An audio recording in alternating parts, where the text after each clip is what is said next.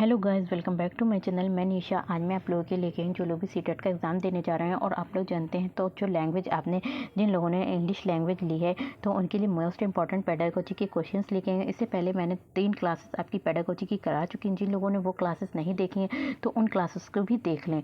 तो चलिए स्टार्ट करते हैं। आज मैं क्लास 4th करा रही हूँ। आप लोग ने जिन लोगों ने वो नहीं देखी तो उनको भी देख लें ताकि आप लोग को अच्छे से जानकारी हो जाए।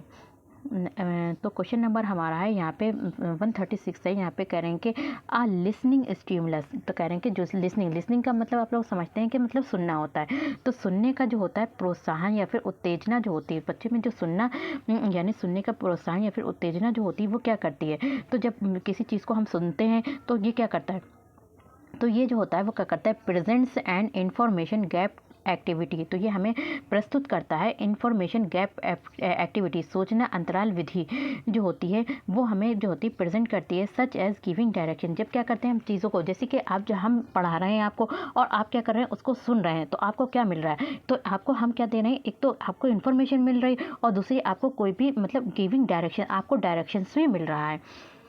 तो यहाँ पे जो होगा इसका जो है क्या है कि a listening stimulus presents and information gap activity such as giving directions. यहाँ पे जो इन्फॉर्मेशन दे रहे हैं वो किसके द्वारा दे रहे हैं, जैसे कि हम डायरेक्शंस बच्चों को गिविंग डायरेक्शन दे रहे हैं, दिशा दिखा रहे हैं।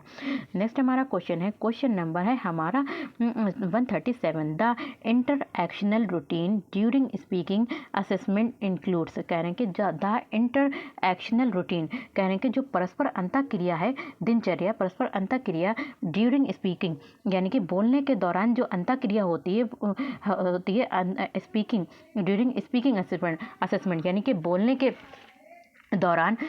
के दौरान जो आंकलन होता है, जो किसका होता है, इंटरेक्शनल अंतःक्रिया का, तो उसके अंदर जो इंक्लूड होता है, तो क्या इंक्लूड होता है, तो उसके अंदर जो होता है इंक्लूड होता है, क्या होता है, नेगोटिएटिंग,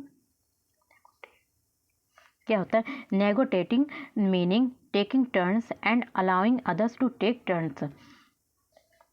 the interactional routine during speaking assessment includes, क्या होता है आपका, negotiating meaning taking turns and allowing, दूसरों को क्या करता है, अदर्स को अलाउ करता है टू टेक टर्न्स। नेक्स्ट हमारा क्वेश्चन है, क्वेश्चन नंबर हमारा 138 है। रीट्राइवल स्किल्स इन राइटिंग आर। तो कह रहे हैं कि राइटिंग मतलब लिखना होता है, तो लिखने में जो रीट्राइवल स्किल्स है, जो हमारी कला है, कौशल है, तो लिखने में जो रीट्राइवल यानी कि पुनः प्राप्ति का जो स्किल्स है,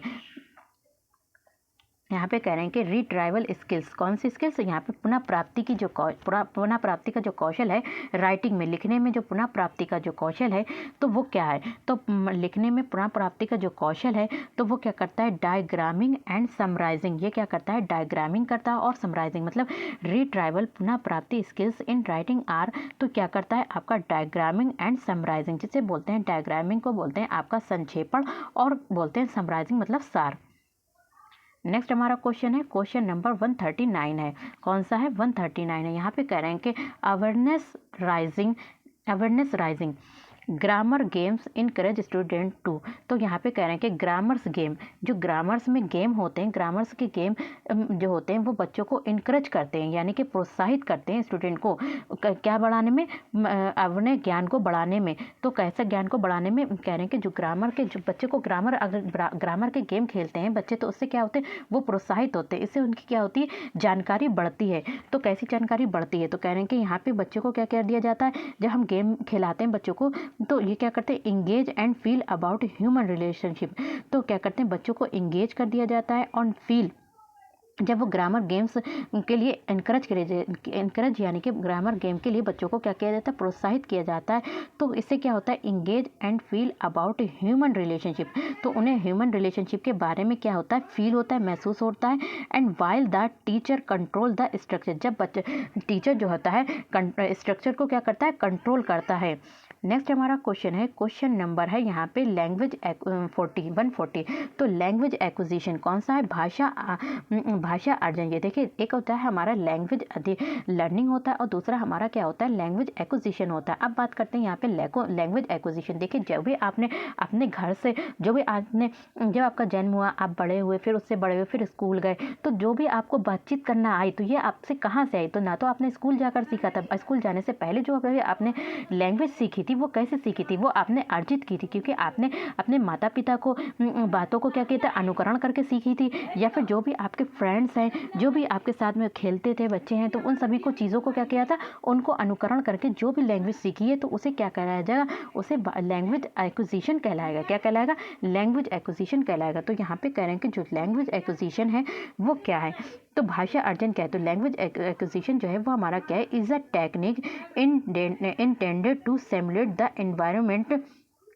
तो जो लैंग्वेज एक्विजिशन है वो एक टेक्निक है जिसमें जो है अनुकरण करते हैं, बच्चे जो होते हैं वो क्या करते हैं, अनुकरण करते हैं अपने एनवायरनमेंट से, क्या करते हैं अपनी चीज़ों को अनुकरण करते हैं, उनकी कॉपी करते हैं। With children learn their native language, और अपने जो एनवायरनमेंट से अपनी भाषा को क्या करते हैं, सीखते हैं। नेक्स्ट हमारा क्वेश्चन है, क्वेश्चन नंबर हमारा है 141। कौन सा है, 141। यहाँ पे कह रहे हैं कि question number Noam Chomsky's reference to deep structure means. तो कह रहे हैं कि जो नॉम चॉम्स्कीज हैं उन्होंने क्या किया था, संदर्भित किया था, नॉम चॉम्स्की ने संदर्भित किया था कि जो डीप स्ट्रक्चर यानी कि गहरी संरचना का क्या मतलब है। तो गहरी संरचना का क्या मतलब है, तो इन्होंने कहा था कि universal grammar underlying all languages and corresponded to innate capacity of the human brain. तो इन्होंने यहाँ पे कहता है, नॉम चॉम्स्की ने क्या कहता कि बच्चों में भाषा सीखने की क्या होती है, जन्मजात क्षमता होती है। तो बच्चों में जन्मजात क्षमता होती है, बच्चों के में भाषा सीखने की बच्चों में क्या होती है, जन्मजात क्षमता होती है। इनेट कैपेसिटी ऑफ ह्यूमन ब्रेन, उनके ब्रेन में जो होती है जन्मजात क्षमता होती है। जब उनका जन्म होता है तो उनमें नेचुरली जो होती है क्या होती है, यूनिवर्सल ग्रामर होती है, सार्वभौमिक व्याकरण।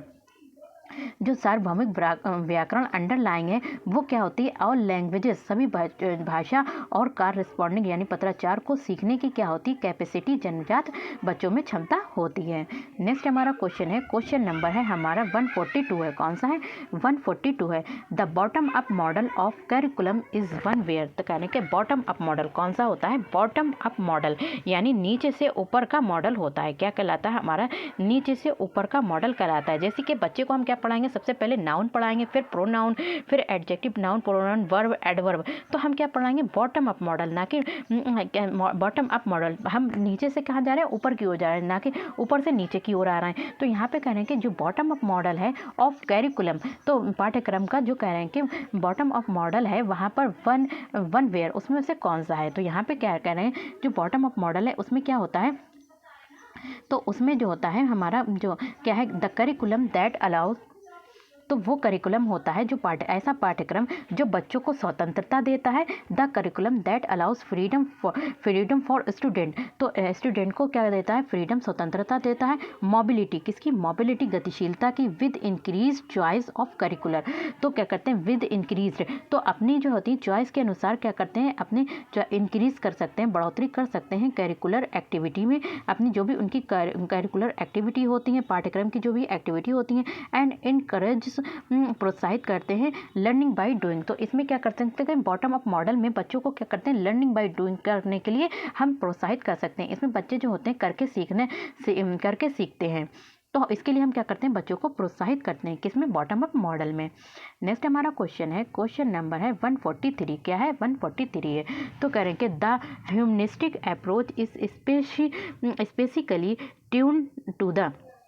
तो कह रहे हैं कि जो मानवतावादी उपागम है, ह्यूमनिस्टिक अप्रोच, कौन सा अप्रोच, मानवतावादी उपागम। तो ह्यूमनिस्टिक अप्रोच को बोलते हैं कि the humanistic approach is specifically tune to the. तो ये जो है वो कह रहे हैं कि स्पेसिकली यानी विशेष रूप से देखा जाता है। कैसे देखा जाता है, तो ह्यूमनिस्टिक अप्रोच को विशेष रूप से कैसे देखा जाता है, तो इसमें क्या होता है, प्रोसेस दैट इनेबल। तो ये एक प्रक्रिया है, क्या है, प्रोसेस दैट इनेबल स्टूडेंट। तो जो स्टूडेंट्स होते हैं उनको योग्य करता है to discover structure for themselves. यहाँ पर बच्चे जो होते हैं, जो भी स्टूडेंट्स होते हैं वो क्या करते हैं, उनको ये एक ऐसी प्रक्रिया है जिसमें स्टूडेंट्स जो होते हैं वो योग्य होते हैं डिस्कवर करने में, चीज़ों को खोजने में, स्ट्रक्चर को खोजने में खुद ही क्या होते हैं, खुद ही चीज़ों को क्या करते हैं, डिस्कवर करते हैं।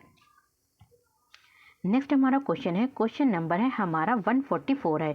यहाँ पे कह रहे हैं कि आ स्पेशल नीड्स लैंग्वेज क्लासरूम। देखिए एक भाषा की जो क्लास है उसमें जो है विशेष आवश्यकता किसकी होती है, इज़ आइडली। तो आइडली आदर्श एक विशेषता होती है, वो किसकी होती है, एक लैंग्वेज की कक्षा में जो है वो एक नीड होती है। तो विशेष आदर्श नीड किसकी होती है, तो किसकी होती है, integrates all types of learners. यहाँ पे अलग अलग तरीके के लर्नर्स जो होते हैं तो उनको क्या करेंगे, हम एकीकृत करके उनको क्या सिखाएंगे, भाषा सिखाएंगे।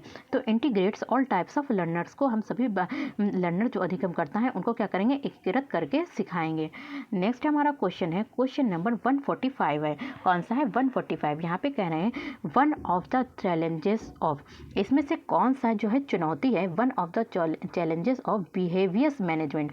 तो कह रहे हैं कि यहाँ पे व्यवहार प्रबंधन का कौन सी एक चुनौती है इन अ सीनियर क्लास इज। तो सीनियर क्लास, देखिए छोटी क्लासें होती हैं जिन्हें हम जूनियर बोलते हैं, जूनियर सीनियर। तो सीनियर क्लास जो होती है बड़ी क्लासेस होती हैं। तो कह रहे हैं कि वन ऑफ द चैलेंजेस, तो इसमें से कौन सी एक चुनौती है का इसके लिए, व्यवहार प्रबंधन in a class in a senior class is. तो इसमें क्या होता है, teachers lack of self confidence. देखिए जो बड़ी क्लास में जो होता है, बड़ी क्लास में जो टीचर का कॉन्फिडेंस होता है, आत्मविश्वास होता है, वो क्या होता है, उसमें कमी पाई जाती है।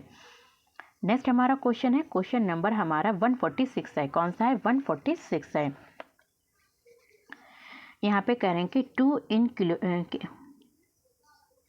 यहाँ पे जैसे क्वेश्चन नंबर आपका क्या है, 46 है। यहाँ पे कह रहे हैं टू इनक्यूलेट। तो क्वेश्चन नंबर क्या है, क्या आपका क्या है, टू इनक्यूलकेट। कौन सा है, to inculcate a never give up attitude. क्या करना चाहिए हमें, never give up attitude. A suitable activity is one when student. तो कह रहे हैं कि नेवर गिव अप एटीट्यूड क्या होता है, हमें कभी भी अपने जो भी नज़रिए को क्या करना चाहिए, त्यागना नहीं चाहिए। तो आ सुइटेबल एक्टिविटी, इसके लिए एक सही एक्टिविटी क्या है, इज़ द वन। इसमें से एक सही एक्टिविटी है, हमें अपने नज़रियों को यानी कि नेवर गिव अप एटीट्यूड, अपने नज़रिए को कभी त्यागना नहीं चाहिए। तो इसके लिए एक इसमें जो 4 एक्टिविटी दे रखी हैं, इसमें से एक एक्टिविटी जो है वो आपकी सुइटेबल है, ठीक है।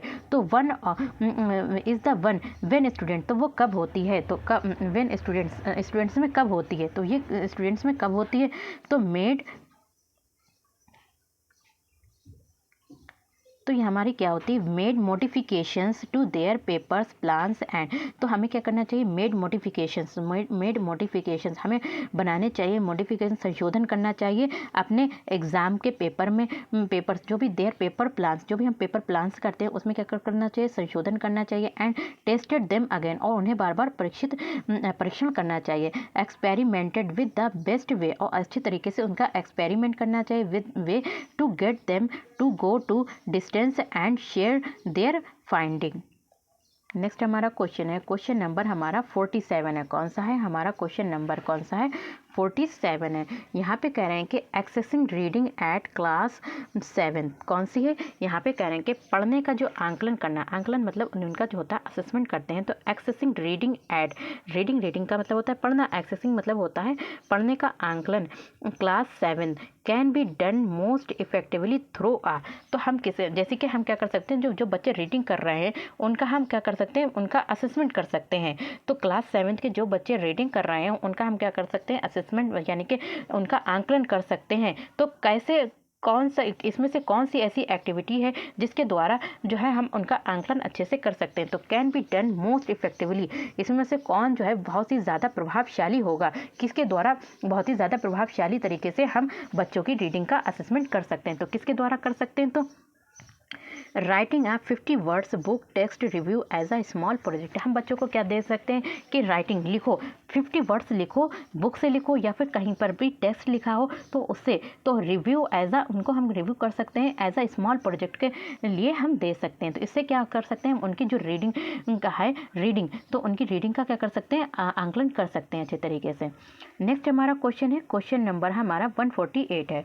यहाँ पे क्वेश्चन नंबर 148 कह रहे हैं कि कैरिकुलम डेवलपमेंट यानी कि जो पाठ्यक्रम विकसित है फॉलो, तो curriculum development follow the following sequence. तो जैसे देखिए पाठ्यक्रम को को विकसित करने के लिए कौन कौन सी जो हमारे कह रहे हैं कि जो कैरिकुलम डेवलपमेंट यानी कि जो पाठ्यक्रम को विकसित करने के लिए हमें कौन से सीक्वेंस की ज़रूरत होती है। तो सबसे पहले हमें क्या क्या करना चाहिए। तो सबसे पहले कह रहे हैं कि करेक्ट सीक्वेंस क्या है। तो इसका जो करेक्ट सीक्वेंस है वो आपका क्या है। तो इसमें जो करेक्ट सीक्वेंस है वो आपका यह है कि असेसमेंट ऑफ नीड। सबसे पहले जो ज़रूरत होती है हमें नीड, तो हमें आंकलन की आवश्यकता होती है। किसकी आवश्यकता होती है? नीड ऑफ आंकलन। तो यहाँ पे कह रहे हैं असेसमेंट ऑफ नीड, तो जो है असेसमेंट आंकलन की आवश्यकता होती है। दूसरा क्या होता है? फॉर्मुलेशन ऑफ ऑब्जेक्टिव्स, तो उद्देश्यों का निरूपण करते हैं। दूसरा क्या है? फॉर्मुलेशन। तो दूसरा जो है हमारा क्या है, यहाँ पे कह रहे हैं दूसरा हमारा कह रहे हैं कि फॉर्मुलेशन ऑफ ऑब्जेक्टिव। तो यहाँ पे क्या करेंगे? उद्देश्यों का निरूपण करते हैं। सिलेक्शन ऑफ टेक्स्ट, और टेक्स्ट को क्या करते हैं? सिलेक्ट करते हैं। लर्निंग एक्सपीरियंस, और हम क्या सीखते हैं? अपने सीखते हैं, अनुभवों को सीखते हैं। उसके बाद क्या करते हैं? उनका मूल्यांकन करते हैं। तो यही हमारा सीक्वेंस है। नेक्स्ट हमारा क्वेश्चन है, क्वेश्चन नंबर 149 है, the learning experience that offer a various experience to learners are. तो कह रहे हैं जो लर्निंग एक्सपीरियंस है यानी कि लर्निंग यानी कि अधिगम का जो अनुभव है, लर्निंग एक्सपीरियंस, तो अधिगम अनुभव वो है कि जहाँ पर ऑफर अ विकेरियस, यहाँ पे कह रहे हैं कि offer a vicarious experience to learners are. तो यहाँ पे कह रहे हैं कि तो यहाँ पे लर्निंग एक्सपीरियंस यानी कि सीखने का जो अनुभव है वो जो है ऑफर करता है विकेरियस एक्सपीरियंस। कौन सा? Vicarious experience to learners. Vicarious experience जो है लर्नर्स को क्या करता है? ऑफर करता है। तो किस तरीके से ऑफर करता है? इसमें क्या कर सकते हैं बच्चे जो को क्या करते हैं? Display board and film clips के द्वारा जो है वो क्या करता है? बच्चों को क्या करते हैं? Vicarious experience to learners. तो the learning experiences that offer are वेरिकेशियस यानी कि स्थानापन्न experience to learners are display. इसमें जो है कौन कौन से हैं? तो display board and film clip. इससे क्या होता है? बच्चों में लर्निंग का अनुभव आता है। नेक्स्ट हमारा क्वेश्चन है और लास्ट हमारा क्वेश्चन है, कह रहे हैं कि इन कंप्यूटर ऑडियो इंस्ट्रक्शन जिसको हम शॉर्ट में बोलते हैं CAI। क्या बोलते हैं? CAI। The simulation mode is, तो ये क्या है? एक सिमुलेशन मोड है। क्या है? अनुरूप मोड है, सिमुलेशन मोड है। इज वेयर लर्नर्स, तो वहाँ पर जो लर्नर्स होते हैं वो क्या करते हैं? तो ये क्या है? एक सिमुलेशन मोड है। इज वेयर, जहाँ पर जो लर्नर्स होते हैं, अधिगमकर्ता होते हैं, वो क्या करते हैं? एक्सपीरियंस, वहाँ पे अनुभव करते हैं रियल लाइफ सिस्टम एंड फोनोमिना का। तो किसका करते हैं? यहाँ पे रियल लाइफ यानी कि जो उनका वास्तविक real life experience, real life तो वास्तविक जीवन का क्या करते हैं? अनुभव करते हैं सिस्टम एंड फिनोनेमा का। तो यहाँ पे आपके मैंने जो भी आपके पेडागोजी के क्वेश्चन थे वो कंप्लीट करा दिए। कोई भी मिस्टेक हो गई तो माफ़ी चाहती हूँ, लेकिन फिर भी आप लोग अच्छे से इसमें अच्छे से अपना टाइम दीजिए और इसको कंप्लीट कर दिए। ज़रूर बताइएगा। मिलते हैं नेक्स्ट वीडियो में।